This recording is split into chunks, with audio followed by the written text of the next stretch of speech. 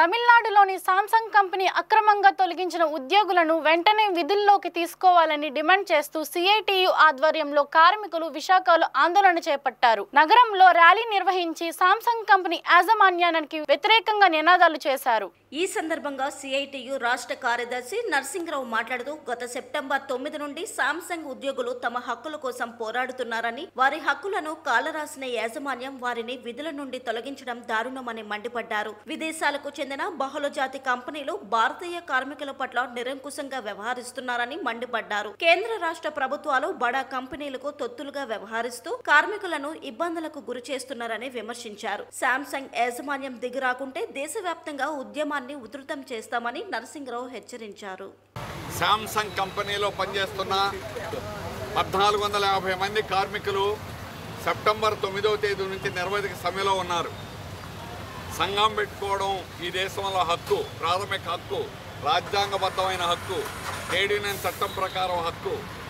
కానీ సంఘం పెట్టకుండా అడ్డుపడ్డారు. కానీ కార్మికులంతా పట్టుదలతో సామ్సంగ్లో యూనియన్ ఏర్పాటు చేశారు. కానీ యాజమాన్యం చర్చలు జరపడం కానీ మిమ్మల్ని గుర్తించం అనే పేరుతోటి ఈరోజు కార్మికులు ఉన్నవాళ్ళు ఎలా తొలగించాలి అనే ప్రయత్నం చేస్తుంది. సామ్సంగ్ కంపెనీ తమిళనాడులో ఉన్నటువంటి యావత్ కార్మికులు వారికి మద్దతు తెలియజేశారు. రాష్ట్రంలో పెద్ద పోరాటం జరుగుతుంది.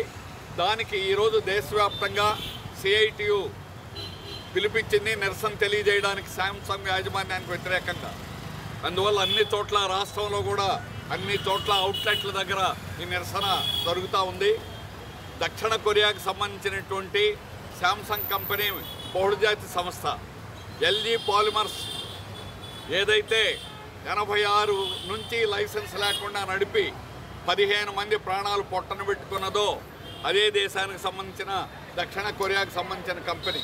లేబర్ డిపార్ట్మెంట్లు ఎందుకున్నాయి, కానీ కార్మికుల మీద దౌర్జన్యం చేశారు, లాఠీ చార్జీలు చేశారు, వాళ్ళు అరెస్ట్ చేసి కేసులు పెడుతున్నారు. కానీ చర్చలు జరపనటువంటి యాజమాన్యాన్ని ఎందుకు అడగడం లేదని చెప్పేసి తమిళనాడులో ఈరోజు యావత్ కార్మికులు కూడా పోరాడుతున్నారు. అందువల్ల ఇప్పటికైనా కూడా సామ్సంగ్ యాజమాన్యం కస్టమర్లకు కూడా మనవి చేస్తున్నాం, సామ్సంగ్ ఇట్లాంటి యాజమాన్యాలను బహిష్కరించండి. ఇట్లాంటి యాజమాన్యాలని ఎవరు కూడా కొనుగోలు కూడా చేయొద్దు. ఇట్లాంటి కంపెనీలకి ఈ దేశంలో స్థానం లేదని బుద్ధి చెప్పాలి.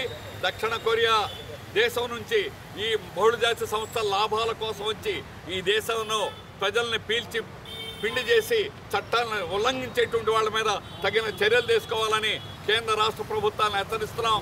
వారు కానీ చర్యలు తీసుకోకపోతే తమిళనాడు ప్రభుత్వానికి వ్యతిరేకంగా దేశవ్యాప్తంగా మా ఉద్యమాన్ని మరింత వ్యతిరేకం తీవ్రతం చేస్తామని హెచ్చరిస్తున్నాం.